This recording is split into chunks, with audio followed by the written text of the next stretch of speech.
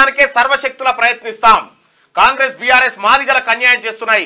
మాదిగలకు కాంగ్రెస్ పార్టీలో God father లేరు, అందుకే తాము బీజేపీకి మద్దతు ఇస్తున్నాం. మందకృష్ణ మాదిగ కామెంట్ మీరే. మరి అన్న ఇప్పుడు మరి కాంగ్రెస్లో బిగ్ బాస్ లేరు, మరి బీఆర్ఎస్లో ఎవరు? బీఆర్ఎస్లో ఉండాలి, బీజేపీలో ఎవరు? పోనీ మూడే. ఇక్కడ ఏందంటే ఇక్కడ సమస్య, ఇప్పుడు మన దామోదర్ రాజనరసింహ గారు ఉన్నారు, డిప్యూటీ సీఎం, మాజీ ఉమ్మడి ఆంధ్రప్రదేశ్కు, ఇప్పుడు కూడా మంత్రి. తర్వాత మొన్న వర్గీకరణ మీద రిప్రజెంటేషన్ కూడా తీసుకుపోయాను, మీరంతా ఢిల్లీ పోతిరుగా, ఆంధ్రం పోతి. ఇక్కడ నేనేమంటున్నట్టు మా అన్నను మేమందరం సపోర్ట్ చేసినాం, నేను మాలమానాడుగా కూడా వర్గీకరణ సపోర్ట్ చేసినాం. కానీ ఇప్పుడు ఒకరోజు కాంగ్రెస్కి కూడా ఓటు చేయమని అడిగిన నోరే, నేను కాదనను. టీడీపీకి అడిగిండు, దీనికి అడిగిండు, ఎందుకు మాకు కూడా సహకరించిండని చెప్తున్నా.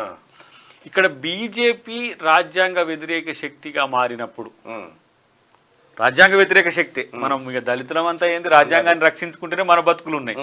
కానీ ఇక్కడ ఏ ప్రయోజనం అంటే వర్గీకరణ సాధించడానికని.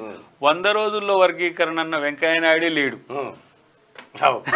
మొన్న వీళ్ళిద్దరు కలిసి ఏడుస్తుంటే నాకు బాధ అనిపించింది. ఎవరు? మోడీ మీద పడి ఏడుస్తుంటే. ఆ మోడీ అనే మోసగాని చేతులు ఎందుకు? చివరాఖరికి మనం పరిష్కరించుకోవాల్సింది పోయి వాళ్ళ క్లచెస్లో పోవాల్సిన అవసరం ఏంది? దాని కొరకు కాంగ్రెస్ని అనాల్సిన అవసరం ఏందని నేను. రెండవది ఏంటంటే తను ఒక కాజు కొరకు కమిటెడ్గా ఉన్నాడు కాబట్టి ఎవరికైనా చేస్తా అనే ఒక మొండిదే ధైర్యం ఉండి ఉంటుంది. బట్ నేనేమంటున్నానంటే మోడీ మనల్ని ఏం కాపాడలేడు. మోడీ లక్ష్యమే దళితులం. దాంట్లో వాళ్ళదేంది మనువుగాక చీల్చే కుట్ర ఉంటుంది. కాబట్టి మేమందరం కొంత జాగ్రత్తతోనే ఉంటాం. ఆయన అంటే మాకు గౌరవం ఉన్నది, కృష్ణమాది గారు అంటే మాకు గౌరవం లేదు, అందరికి గౌరవం.